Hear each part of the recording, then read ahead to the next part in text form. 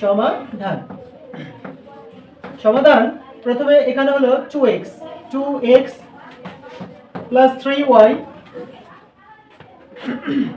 একে গুণ করতে হবে গুণন এই 5xy দ্বারা গুণ করতে হবে। তো আপনি প্রথমত এই নিয়মটা এইভাবে আপনি সাজায় নেবেন, যেমন এই 5xy কে শুরুতে নিয়ে আসবেন, 5xy শুরুতে নিয়ে আসার পর এখানে গুণ চিহ্ন দিয়ে ব্র্যাকেটের ভিতরে আছে কত 2x প্লাস 3y, এটাকে পরে লেখা হলো। আপনি কি বুঝতে পারছেন? এখানে কিছু না আছে বলেন তো গুণ, তো এইটাকে আমি শুরুতে নিয়েছি আর এটাকে পরে নিয়েছি এই পর্যন্ত, আর কোনো কিছু কিন্তু এখানে করি নাই। এখন পরবর্তী লাইনে যে কাজটা করব সেটা হলো এই যে 5xy দেখতে পাচ্ছেন, এটা দ্বারা প্রথমে আমরা 2x কে গুণ করব। তাহলে আমরা যদি গুণ করি তাহলে আমরা লিখব 5xy গুণন, এটা হলো ইনটু চিহ্ন বা গুণন, এখানে হলো 2x আমি লিখলাম। তারপর এটুকু লেখার পর এখন এই 5xy দ্বারা আবার 3y কে গুণ করব। তো গুণ করার আগে এখানে মনে মনে আছে প্লাস চিহ্ন, কারণ কোন সংখ্যার বাম পাশে একটা প্লাস চিহ্ন থাকে, আবার এখানেও একটা প্লাস চিহ্ন আছে, তাহলে প্লাসে তাহলে কি হয় প্লাস।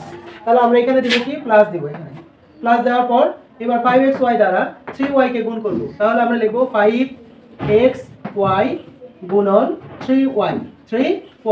আপনি গুণ চিহ্ন যদি এভাবে দেন তবু হবে, ইনটু করে যদি দেন তবু হবে, আবার যদি কেউ এরকম করে দেন গুণ চিহ্ন তবু হবে।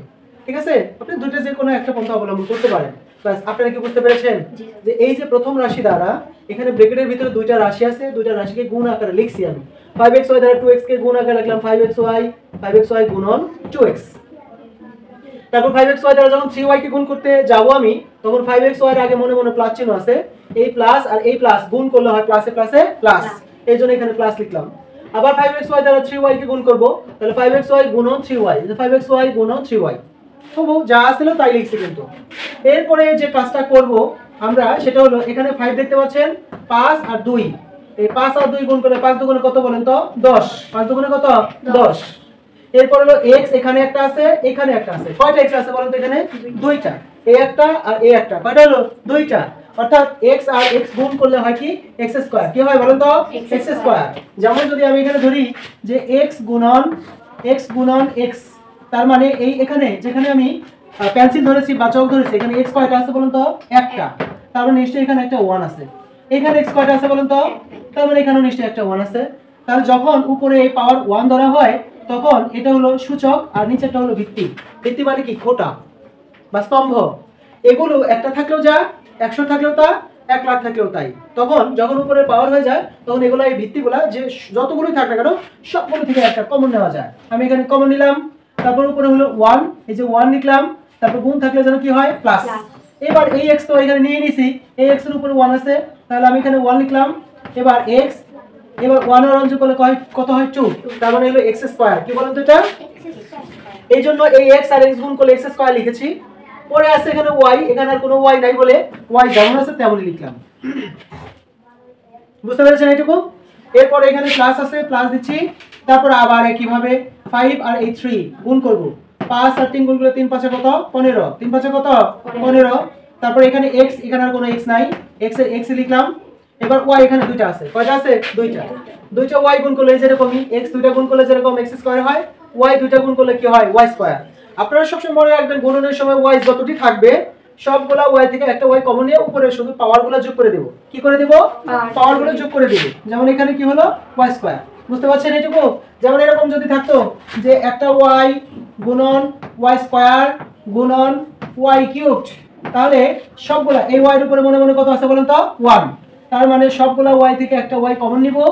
তারপর উপরে হবে 1, গুণ থাকার কারণে প্লাস, এখানে হলো 2, গুণ থাকার কারণে প্লাস, এখানে হলো 3, এভাবে 3 দেওয়ার পর 1 2 3 3 6 y টু দি পাওয়ার 6, এইভাবে পাওয়ারের গুণগুলো করতে হয়। বুঝতে পেরেছেন? তাহলে কিন্তু আমার এখানে একটা নিয়ম শেষ করা হলো। এটা হলো answer 10x x square y plus 15 x y square. এটা হলো একটা নিয়ম। বিকল্প যদি আরেকটা নিয়ম ধরি আমরা, সেটা এখানে লিখব। সেটা হলো প্রথমত আমরা ছোটবেলায় বা ইতিপূর্বের ক্লাসগুলোতে যেমন এরকম অঙ্ক করেছি না, যেমন ধরেন এখানে 5 3 গুণন 4। এটা লেখার সময় কিভাবে লিখছি 5 3 নিচে লিখছেন 4, 4টা কিন্তু এই ঘরে লিখছেন, 5টা আলাদা থাকছে, এরপর এখানে গুণ চিহ্ন দিয়েছেন, দিচ্ছেন না? এভাবে গুণ করছেন না? ইতিপূর্বে যখন পাটিগণিতের গুণ করছি আমরা তখন কিন্তু এরকম করে করেছি। তো প্রথমত 4 দ্বারা 3 কে গুণ করছি, 4 দ্বারা কাকে গুণ করছি 3, 3 4 কত 12, 12 কত নামে 2, হাতে কত থাকে 1, 4 5 20 আর হাতে রেখে কত 21। বুঝতে পেরেছেন? এইভাবে কিন্তু গুণ করেছি না? করেছি কিনা? ঠিক ওভাবে আমরা এই রাশিটাকে আমরা লিখব। যেমন প্রথমত এখানে 2x আছে, 2x, তারপর হলো প্লাস 3y, 3y লিখলাম, তারপর নিচে হলো কত 5xy, কি 5xy, আপনারা এখানে লিখবেন 5xy। এটা লিখে এখন গুণ চিহ্নটা একটু দূরে দিতে হবে যাতে এর মধ্যে না হয়, কারণ এটা একটা রাশি, এটা একটা রাশি। এবার গুণনের জন্য আমরা প্রস্তুত নিচ্ছি। তাহলে নিয়ম অনুযায়ী কি করব বলেন তো? নিয়ম অনুযায়ী এই 5 দ্বারা প্রথমে 3 কে গুণ করব। 3 5 কত? 3 5 15, এখানে 15 লিখলাম। তারপর x, এখানে আর কোনো x নাই, x এর x লিখলাম। তারপর এখানে y দুটো আছে, দুটো y গুণ করলে কি হয় y স্কয়ার। বুঝতে পারছেন? y square. এরপর হলো 5xy দ্বারা 2 কে গুণ করব। 5 দুগুণ, এখানে মনে মনে প্লাস আছে, এখানেও প্লাস, প্লাসে প্লাসে প্লাস। এবার 5 দুগুণে কত বলেন তো? 10, 5 দুগুণে কত 10, আমি এখানে 10 লিখলাম, 10। তারপর x আর x গুণ করলে x স্কয়ার, আর এখানে আছে কত y, এখানে আমরা কি লিখব y। আচ্ছা, এখানে যে প্লাস আর এখানে যে প্লাস, এই প্লাসে প্লাসে প্লাস, এই চিহ্নটা কিন্তু এই জায়গায় বসবে। আর এখানে প্লাস, এখানেও প্লাস, প্লাসে প্লাসে প্লাস, এই 3 5 15, কারণ এই 3 5 যখন 15 হয়েছে এই প্লাসটা হলো ওর প্লাস। আর এখানে যে মনে মনে প্লাস আছে এই প্লাস, আর এখানে মনে মনে প্লাস আছে এই প্লাসে প্লাসে প্লাস, এই জায়গায় বসে প্লাস। বাম সাইডে কোনো প্লাস দিতে হয় না, কারণ সেখানে একটা প্লাস ধরে নেওয়া হয়। বুঝতে পেরেছেন? এটা হলো এক নিয়ম। তাহলে দেখেন একই উত্তর, tan x square y plus 15xy square, tan x square y plus 15xy square, এটা কিন্তু একই নিয়ম হয়েছে। এবার বিকল্প আরেকটা নিয়ম আমরা দেখতে পারি, সেটা হলো এখানে ধরেন প্রথমে তো 2x, তারপর হলো কত প্লাস 3y, 3y। এবার এই 5x টা আমি যদি এই পাশে লিখি 5xy, আর তাহলে আমাকে গুণ চিহ্নটা এখানে দিতে হবে। দেওয়ার পর স্বাভাবিকভাবে আমরা গুণ করব। প্রথমে 5xy দ্বারা 2 কে গুণ করব, এটা দ্বারা এটাকে গুণ করব, 5 দুগুণে কত 10, 5 দুগুণে কত 10, x আর x গুণ করলে কি হয় x স্কয়ার। তারপর y লিখলাম, কারণ এখানে কোনো y নাই। এরপর এখানে আছে প্লাস, এখানে আছে প্লাস, প্লাসে প্লাসে প্লাস, যখন এটাকে আমরা গুণ করতে যাব এই প্লাসে প্লাসে প্লাস।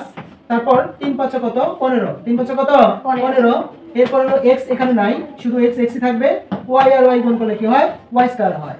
এখানে তিনটা নিয়ম আপনারা দেখতে পাচ্ছেন, এই একটা নিয়ম, এই একটা নিয়ম, এই একটা নিয়ম, তিনটা নিয়মে অঙ্কটা উপস্থাপন করা হয়েছে।